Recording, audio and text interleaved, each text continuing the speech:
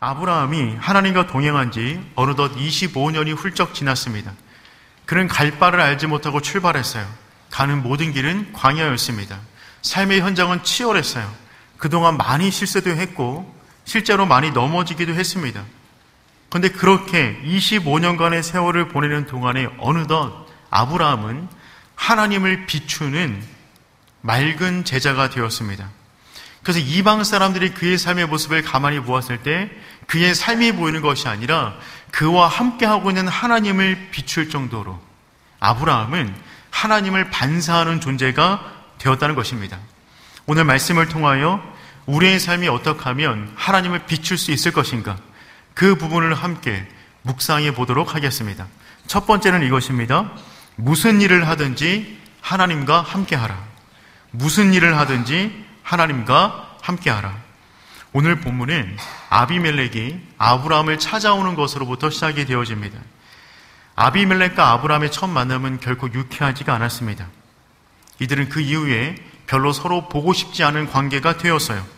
아브라함이 자신의 아내를 동석이나 속였고 그 바람에 블레셋 땅 가운데 한바탕 큰 소동이 벌어졌습니다. 그렇게 아브라함은 쫓겨나듯 그 도시를 빠져나오게 됩니다. 그리고 몇 년간의 시간이 흘렀어요. 그런데 어느 날 갑자기 아비멜렉이 군대 장관을 데리고 아브라함을 방문합니다. 우리 22절 말씀 함께 읽어보겠습니다. 그때에 아비멜렉과 아브라함에게 대하여 말하되 내가 무슨 일을 하든지 하나님이 너와 함께 계시도다. 아멘. 여러분 보십시오. 아비멜렉과 군대 장관 비골이 찾아왔는데요. 아비멜렉은 사람 이름이 아니라 블레셋 왕의 호칭이라고 말씀드렸어요. 비골 역시 마찬가지입니다. 사람의 이름이 아니라 블레셋의 군대 장관을 부르는 호칭이 비골입니다. 그러니까 지금 한 나라의 왕과 군대 장관이 한 노인 아브라함을 찾아온 것입니다. 이것은 매우 이례적인 사건이었어요. 여러분, 지금 블레셋은 애국과 국경을 마주하고 있습니다. 그만큼 군사력이 탁월한 국가였고요, 무역이 왕성한 도시였어요. 한 나라의 최고 권력자와 군대 장관이 함께 아브라함을 찾아와서 무엇을 요구하고 있냐면 상호 평화 조약을 맺자는 것입니다. 서로 공격하지 않는 평화 조약을 맺자라고 한 나라 왕이 찾아왔어요. 그것도 조약을 맺는데 당대에만 맺는 것이 아니라 자기의 세대를 뛰어넘어 3대까지 이어지는 유효한 평화 조약을 맺자라고 찾아온 것입니다. 23절 말씀 읽어보겠습니다.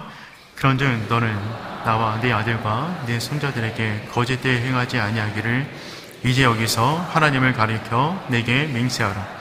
내가 내게 후대한 대로 너도 나와 내가 머무는 이 땅에 행할 것이니라. 아멘. 아비멜렉은 아브라함과 평화조약을 맺기를 원하는데 자신의 당대를 뛰어넘어 3대까지 이어지는 조약을 맺기를 원했습니다. 아니 왜요? 한 나라의 왕과 군대 장관이 찾아와서 한 개인인 노인에게 왜 3대까지 이르는 평화조약을 맺자라고 간청하고 있을까요? 아브라함의 삶 속에서 모든 일을 하든지 간에 하나님이 보였기 때문에 그렇습니다. 22절 말씀 다시 한번 읽어보겠습니다. 그때에 아비멜렉과 그 군대 장관 비골이 아브라함에게 대하여 말하 이르되 내가 무슨 일을 하든지 하나님이 너와 함께 계시도다. 아멘. 내가 무슨 일을 하든지 하나님이 너와 함께 계시도다. 여러분, 이 고백은요 정말 놀라운 고백이 아닐 수 없습니다. 아브라함이 한 말이 아니에요. 내가 무슨 일을 하든지 간에 하나님과 함께하고 있습니다. 아브라함이 한 말이 아니라 아브라함의 인생을 주목하여 지켜보았던 이방인들이 하는 말이 무엇이냐면 그의 삶 가운데 가득한 하나님의 임재를 목격했다는 것입니다.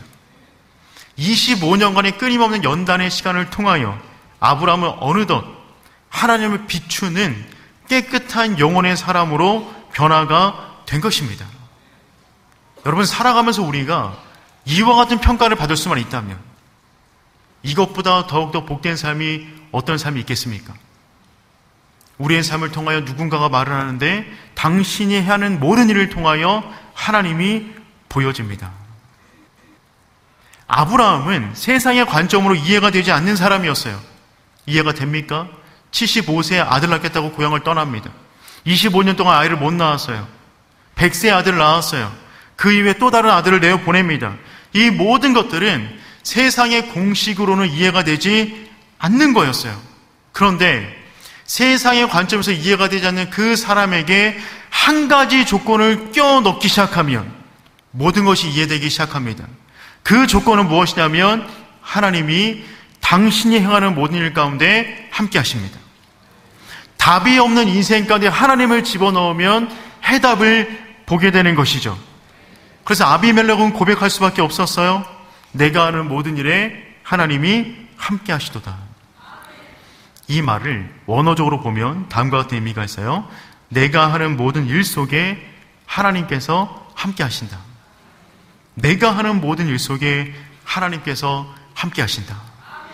사랑하는 성도 여러분, 이 말이 세상이 우리를 바라보는 유일한 평가가 되기를 축복합니다. 세상이 우리를 향한 모습을 바라볼 때마다 답이 없을 수 있어요. 아니, 그렇게 예배한다고 문제가 풀린다고? 하나님 바라본다고 어떤 좋은 일이 생기겠어? 기도한다고 뭐 어떻게 된다고? 세상 사람들의 공식에 우리가 살아가는 방식은 답이 아니에요. 그런데 우리가 살아가는 모습을 가만히 보니까 평안한 거예요. 복이 임하는 거예요. 복의 통로로 살아가는 것입니다. 그럴 때 그들이 우리가 사는 인생을 바라볼 때 유일하게 내릴 수 있는 그 결론이 무엇이냐면 하나님이 당신과 함께 하십니다. 이 고백이 우리가 이 땅을 살아가는 그날 동안에 받을 수 있는 세상의 평가가 되기를 축복합니다. 여기서 우리에게 굉장히 중요한 사실이 있어요. 그것은 무엇이냐면 세상은 우리를 주목하고 있다는 것입니다. 아브라함의 인생을 아비멜렉이 끊임없이 주목해 보았습니다. 그리고 내린 결론이 하나님이 너와 함께하고 있다라는 고백이었어요. 지금도 우리 주변에 수많은 아비멜렉이 우리를 주목하여 보고 있어요. 우리는 우리만의 인생으로 끝나지 않습니다. 우리의 인생은 반드시 하나님과 직접적으로 연결되어 있어요. 우리는 창이에요. 하나님을 보여주는 창입니다. 그 창이 더러우면 보여지는 바깥 세상이 더러운 겁니다. 그 창이 왜곡되어 있으면 그 창을 통하여 보여지는 바깥 세상은 왜곡되어져 있는 거예요. 그 창이 깨져 있으면 그 창 너머에 있는 것 별로 보고 싶지가 않아요. 그러므로 사랑하는 성도 여러분, 우리가 살아가는 모든 날 동안에 나와 하나님이 함께하고 있다. 나의 인생은 나로 끝나는 것이 아니라 하나님을 비출 것이다 라고 하는 거룩한, 높은, 깊은 사명감을 안고 살아갈 수 있는 저와 여러분 되기를 축복합니다. 성도의 최고의 권위는 가진 소유에서 나오지 않아요. 많이 가졌다고 하여서 그 사람의 권위가 세워지는 것 아닙니다. 성도의 진짜 권위는 존재감에서 나와요. 하나님과 함께하는 사람이다. 가진 것과 상관없어요. 그 사람은 하나님과 함께한다. 그 사람이 행하는 모든 일 가운데 하나님이 보이고 있다. 그 사실에서 성도의 존재감이 나타나는 것입니다. 세상이 감당할 수 없는 그 무거운 존재감, 그것을 드러낼 수 있는 하나님의 사람 되기를 축복합니다. 두 번째, 하나님 앞에서 갈등을 해결해야 합니다. 모든 일 가운데 하나님을 비추기를 원한다면 우리 삶 가운데 벌어지는 모든 갈등 역시 하나님 앞에서 해결해야 되는 것입니다. 아비멜렉이 조약을 맺자고 찾아왔어요. 그러니까 이 조약 가운데 우위에 서 있는 사람은 아브람입니다. 아비멜렉이 와서 간청을 하는 거잖아요. 그런데 이때 아브라함은요, 갑자기 우물 이야기를 꺼냅니다. 우리 25절 말씀 함께 읽어보겠습니다. 아비멜렉의 종들이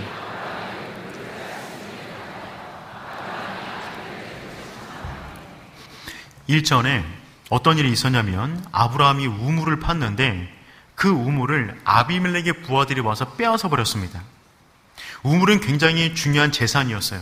광야 가운데 우물이 없으면 생존할 수가 없습니다. 아브라함이 그 우물을 팠고 우물이 나왔는데 아비멜렉의 부하들이 와서 그 우물을 빼앗아간 일을 지금 말하는 것입니다. 아비멜렉은 이 말을 처음 듣는 이야기였어요. 너무나 당황스러워합니다. 지금 아비멜렉은 아브라함과 평화 조약을 맺기 위해서 스스로 찾아왔는데 평화가 아니라 분쟁이 일어날 만한 일이 벌어진 것입니다. 그런데 이때 아브라함은 이 예민한 문제를 어떻게 해결하냐면 하나님의 방법으로 해결해 나갑니다. 평화롭게 하나님의 마음으로 해결해 나가요. 아비멜렉이 모른다고 하니까 믿어줍니다. 더 이상 추궁하지 않아요. 그의 말을 믿어주고 과거는 과거로 묻습니다.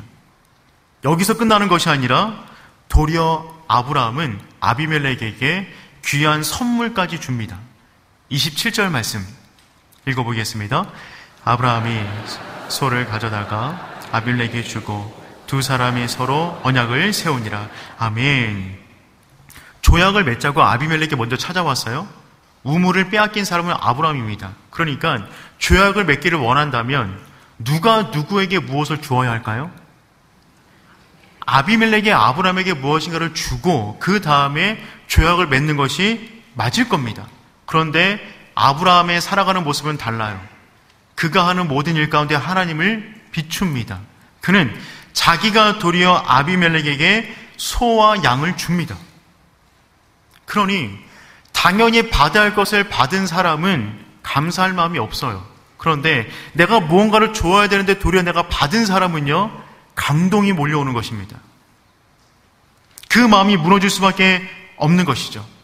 이 순간에 아브라함은 지금 복의 통로로 그 땅 가운데 서 있는 거예요. 너는 복이 될지라 라는 약속을 주셨는데 아브라함은 정말 복다운 모습으로 그 자리 가운데 서 있는 겁니다. 그리고 이제 언약을 맺어요. 그런데 언약을 맺을 때도 아브라함은 아비멜렉에게 선물을 줘요. 28절부터 30절까지 말씀 우리 한번 읽어보겠습니다. 아브라함이 7 암양 새끼를 따로 놓으니 아비멜렉이 아브라함에게 이르되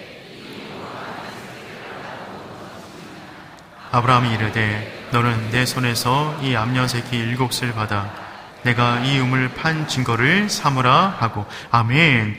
아비멜렉은 이미 뜻밖의 선물을 받았어요. 양과 소를 받았어요. 너무 감사해요. 너무 미안해요. 그런데 거기서 끝나는 것이 아니라 계약을 본격적으로 맺기 직전에 7 암양 새끼를 선물로 또 줘요. 감격 위에 감동을 쌓는 거예요. 너무 송구해서 물어봅니다. 아니 왜 이렇게 선물을 자꾸 주는 것입니까? 이 선물의 의미는 도대체 무엇입니까? 라고 물으니까 아브라함이 이렇게 말을 해요. 이것으로 내가 이 우물을 판 증거를 삼으라. 아비멜렉은 그냥 주고 보상금까지 줘도 모자를 판에 선물까지 2배로 받은 다음에 요구하니까 너무 미안한 것이죠. 곧바로 맹세를 하기 시작합니다. 31절 말씀 읽어보겠습니다. 두 사람이 거기서 서로 맹세하였으므로 아멘. 두 사람이 거기서 맹세했어요. 이 우물은 당신 것입니다. 그리고 그 우물의 이름을 부엘세바라고 이름을 지었어요. 그 유명한 부엘세바가 여기서 지금 등장하고 있는 것입니다. 이로써 그 우물 부엘세바에 대한 소유권은 아브라함에게 명확히 있음을 그 나라 왕과 지금 언약을 맺은 거예요. 그런데 여기에서 아브라함의 주도 속에서 벌어지고 있는 이 언약 속에서 숨겨진 사실이 하나 있습니다. 이 사실이 중요한데요.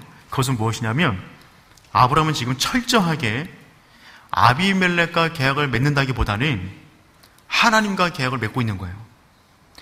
아비멜렉 당사자와 문제를 해결하기보다는 그 분쟁 사이에 하나님을 두고 그 하나님 앞에 지금 맹세를 하고 있는 것입니다.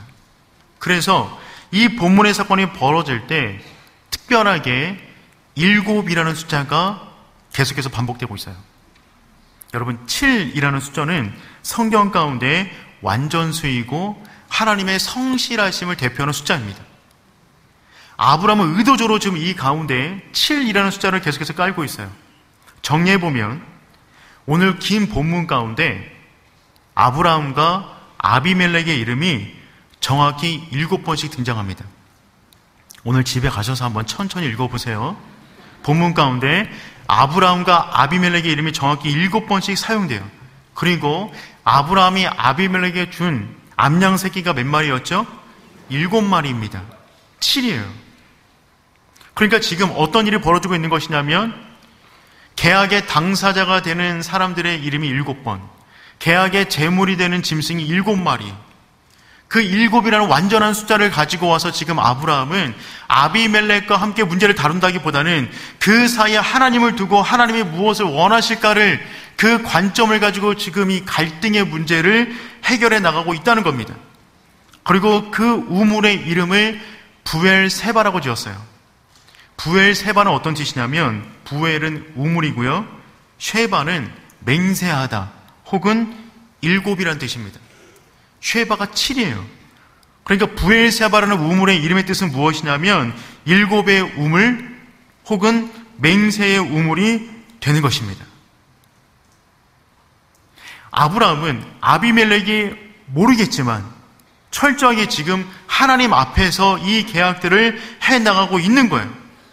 더군다나 이 계약 이후에 아브라함은 그곳에 에셀나무를 심습니다.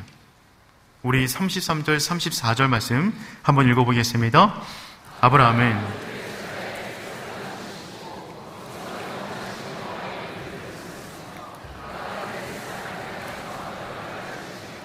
아멘. 그 계약 이후에 그 우물의 이름을 부엘세바라고 지은 다음에 그곳에다가 에셀나무를 심었어요. 이 에셀나무는 시내 반도에 서식하는 상록수인데 재질이 단단하고 키가 커서 큰 그늘을 만들어줍니다. 그 나무의 상징은 무엇이냐면 하나님의 은혜예요. 즉 지금 아브라함은 어떻게 지금 이 계약을 끌고 가고 있는 것이냐면 갈등의 문제가 벌어졌지만 이것을 인간 대 인간으로 해결하는 것이 아니라 그 갈등 사이에 하나님을 두어 나는 하나님 앞에서 이 문제를 해결해 나갑니다라는 고백을 끊임없이 해나가고 있는 거예요.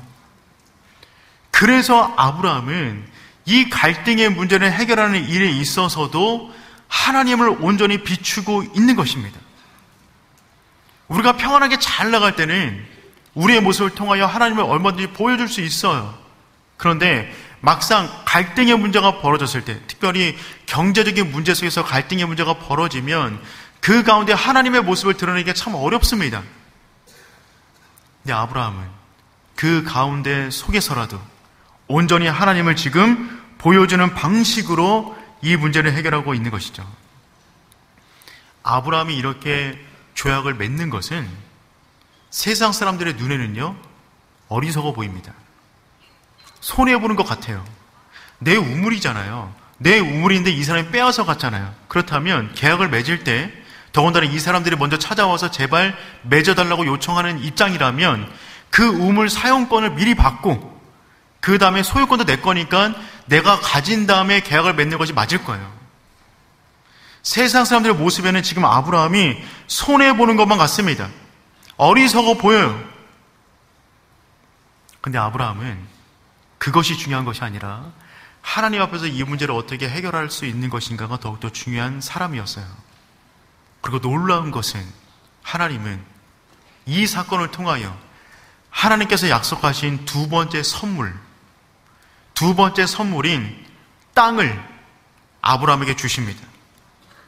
이건 정말 놀라운 사실입니다. 오늘 설교 가운데 이 부분이 가장 중요한 부분이에요. 여러분, 오늘 맹세한 그 우물의 이름이 뭐라고요? 부엘세바입니다. 부엘세바라는 단어를 꼭 기억하셨으면 좋겠어요. 이 부엘세바는 이스라엘의 국경선으로 그어집니다. 사사기 20장 1절 말씀 우리 한번 읽어보겠습니다. 예, 모든 이스라엘 자손이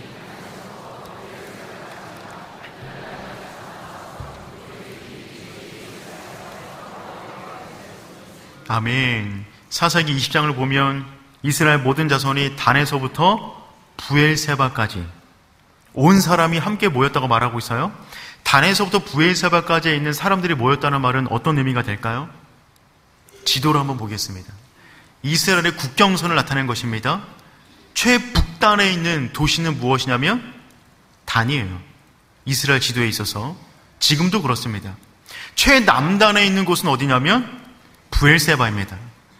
단에서부터 부엘세바까지가 이스라엘 전체 땅이고 이 땅이 어떤 땅이냐면 하나님이 내가 너와 네 자손에게 반드시 주리라 라고 말씀하셨던 그 땅의 경계가 되는 것입니다. 그래서 성경 가운데 단에서부터 브엘세바까지라는 표현이 나오면 그 표현은 어떤 표현이냐면 이스라엘 전체를 말하는 거예요. 3장 20절 말씀 우리 한번 읽어보겠습니다. 단에서부터 브엘세바까지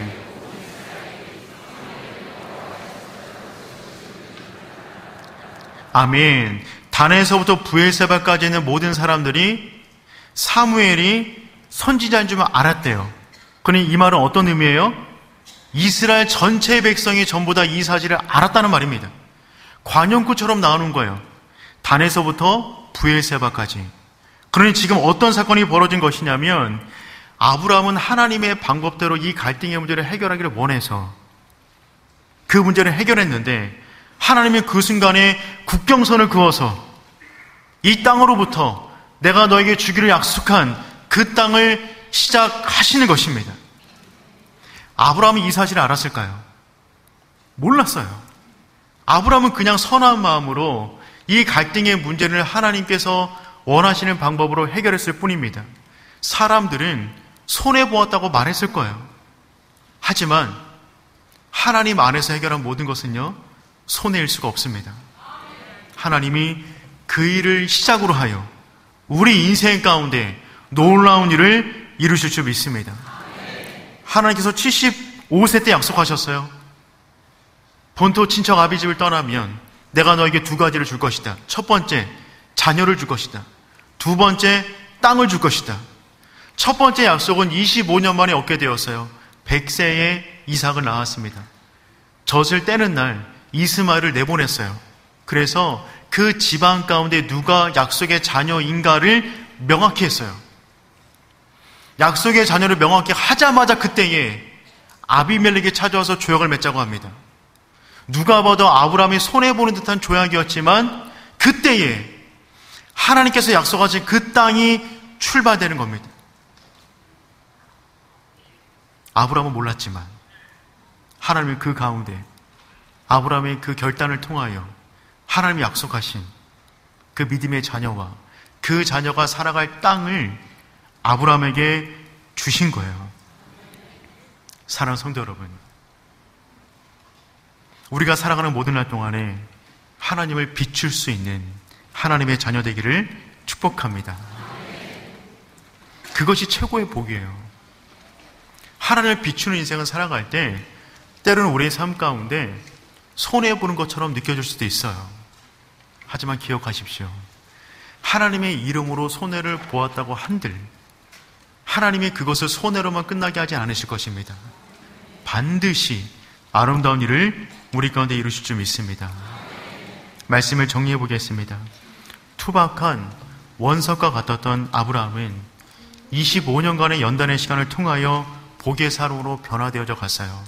최고의 복입니다. 그를 통하여 행하는 모든 일마다 하나님이 보여지는 거예요. 이것만큼 큰 복이 있을까요? 마치 의미 없어 보이는 돌덩이, 탄소덩이, 그 원석이 고 앞과 고 온에서 연단되었을 때 빛나는 다이아몬드가 되듯이 아브라함은 그렇게 서서히 보석 같은 믿음을 얻게 되는 것입니다. 그래서 이방 사람들이 그의 인생을 보더라도 그만 보이는 것이 아니라 그 속에서 함께는 하나님이 함께 보여지는 것이죠. 사랑하는 성도 여러분, 지난 일주일 동안 우리의 삶을 통하여 무엇을 비치셨습니까? 무엇을 보여주셨어요?